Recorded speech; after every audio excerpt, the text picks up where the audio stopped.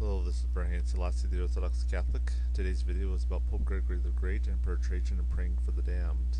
In the Middle Ages, a story floated around that Pope Gregory the Great, also known as Gregory the Deacon in the East, who died around 604, when thinking about the Emperor Trajan, was moved by his justice and morality. Even though the emperor was a pagan and died a pagan, the Pope cried for the emperor, and the emperor was released from hell or got some form of mitigated damnation or punishment. Some say the emperor resurrected, accepted the faith, and died again and went to heaven. The earliest, most well-known accounts are the Whitby monastery account, Pseudo-Paul the Deacon, Pseudo-Damascene. That has God telling the Pope to not make the request for a pagan or impious person ever again.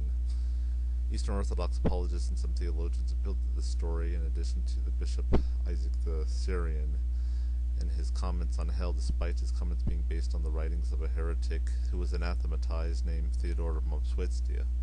As evidence, the doctrine of universal reconciliation was not actually repudiated or condemned by Emperor Justinian and the Synod of Constantinople in 543, which was signed off by the Patriarch of Constantinople and the Pope at the time. Or they will at least claim that there's evidence at least some of those people who are slated for hell or who are damned, having died in mortal sin, or even original sin or ancestral sin, or however it's phrased, can be saved after death by the prayers of the faithful, though the story explicitly says not to do this. The earliest written account is attributed to an anonymous monk from the Whitby Abbey in England several generations later, and it reads as follows: Some of our people tell a story related by the Romans of how the soul of Emperor Trajan was refreshed and even baptized by Gregory's tears. A marvelous story to tell and marvelous story to hear. Let no one be surprised what we say he was baptized, for without baptism no one will ever see God. A third kind of baptism is by tears. One day, as he was crossing the Forum, a magnificent piece of work for which Trajan is said to have been responsible, he found on examining it carefully that Trajan, though a pagan, had done a deed so charitable that it was deemed more likely to have been the deed of a Christian than a pagan, for it is related that as he was leading his army in great haste against the enemy, he was moved to pity to the words of a widow, and the emperor of the whole world came to a halt. She said, Lord Trajan, here are the men who killed my son, and they are unwilling to pay me recompense. He answered, Tell me about it when I return, and I will make them recompense you. She replied, Lord, if you never return, there will be no one to help me. Then, armed as he was, he made the defendants pay forthwith the compensation they owed her in his presence. When Gregory discovered this story, he recognized that this was just what we read about in the Bible. Judge the fatherless, plead for the widow. Come now and let us reason together, saith the Lord. Since Gregory did not know what to do to comfort the soul of the man who brought the words of Christ to mind, he went to St. Peter's Church and wept floods of tears, as was his custom, until he gained at last, by divine revelation, the assurance that his prayers were answered, seeing that he had never presumed to ask this for another pagan. This account is called The Earliest Life of Gregory the Great. You can click and read it here. It's found in chapter 29, page 127.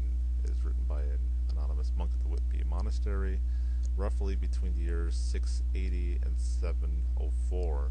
So this is about 76 to 80 years after Pope Gregory the Great died.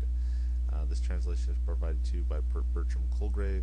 It was done in 1985.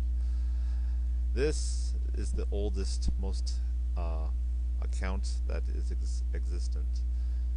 It is largely unknown to modern audience Orthodox Catholics, since this account points to the virtues of Emperor Trajan and seems ignorant of his atrocities in killing Christians. He created many martyrs, and supposedly sometimes his own daughter is considered among those martyrs, and she's considered a saint by some. A commentary on the story of Emperor Trajan and Pope Gregory the Great suggests the story of the widow demanding recompense is out of place. This is from the Unbounded Community Papers in Christian Ecumenism in honor of Yaroslav Pelikan, the virtuous pagan, page 47. It states the following. Her son, she says, has been murdered. She has the perpetrators in hand, but they refuse to pay the recompense. We are in the realm of the Germanic Vergelt. A version of the story was retold later by John the Deacon in a biography about Pope Gregory the Great. It was commissioned by Pope John VIII in the 9th century. It goes as follows. I will try to read it. It's a very clunky translation. If any of you are aware of an accurate translation, can you send me the link or copy and paste it? You can send me screenshots. Otherwise, if you're so talented and able to translate all this Latin text, let me know. But anyway, the story largely follows the account of the Whitby Abbey, though it does provide commentary for it. So you still have the widow. In this account, yes, the widow still goes up saying, "Oh, my son, he was killed by these men. I need vengeance. I need recompense." And the emperor says the same thing. The woman replies, "If you die in battle, who's going to give it to me?" And then says, "The one that comes after me." And says, "What if that doesn't happen?" And so he decides to get off his horse and help the woman, judge in her favor. And so it goes on and tells about how Pope Gregory the Great, he lamented, he cried, he wept, till he received a response the following night, and he was told to offer for no other pagan prayer, but with concern to the supreme miracle. The account says no one questions it. This petition freed. Well, rather, I shouldn't go off this too much because this is kind of iffy right here. But going on, this account makes a very good observation. The fourth book of the Dialogues of Pope Gregory the Great actually explicitly teaches that we are not to pray for the damned. It says right here, quoting the fourth dialogue, "Nor do saintly men on earth pray for the deceased infidels or godless people." Then he makes the point in the story. It doesn't say that Gregory prayed for Trajan, but only that he wept for him. And then it makes the analogy, a comparison from Exodus 14:15, where God asks Moses, "Why do you cry to me?" Concerning Moses' suffering. And then it makes some of the quotations of the Psalms, and then it makes the point that it doesn't read that he offered prayer for Trajan's soul to be freed from hell, and he was placed in paradise, which is completely not credible. And then it makes the point of John 3:5 about the rebirth through baptism. It simply states he freed him from the torments of hell. The word hell there specifically is inferno. It's not Gehenna. Which is to say, it could be seen credibly, seeing as this manner the soul and hell were veiled. So they think it is possible that he could have received some type of lightened punishment in hell as a result of Pope Gregory's tears. Then it makes the point that not all are burned in the same manner, but God will see fit to dish out punishment in proportion as he sees fit. But anyway, this account is directly found in John the Deacon. It's not actually John the Deacon, it's inserted into John the Deacon. It's an interpolation.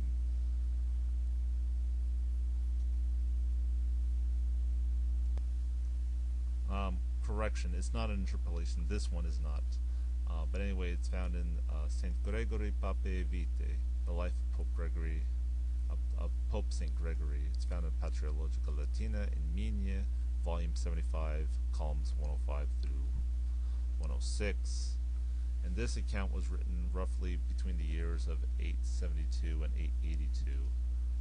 So if any of you can either translate this or anything else, let me know. What is clear is that John the Deacon is with John the Deacon is that he cites the fourth book of the Dialogues of Pope Gregory the Great, which says that the damned in Gehenna are not to be prayed for. He quotes it, as I do later in this article. John the Deacon certainly doesn't believe Pope Gregory actually directly prayed for the emperor. The story as attributed to Paul the Deacon has been determined, and this is the next account I will go through. Paul the Deacon has been determined to have not been written by Paul the Deacon, but it has been interpolated into his text about 50 years later, into his text about Pope Gregory the Great. So it is sometimes referred to as Pseudo-Paul. Now this is comments taken from the book The Unbounded Community, Papers in Christian Ecumenism in honor of Yaroslav Pelikan. This is found in the section called The Virtuous Pagan, page 47. And you could read it here on Google Books. Click the link. If you go to my article, it says the first edition of this work, Paul the Deacon's Vita of Gregory, was published in the year 8. That probably supposed to be 887. I think the book made a typo.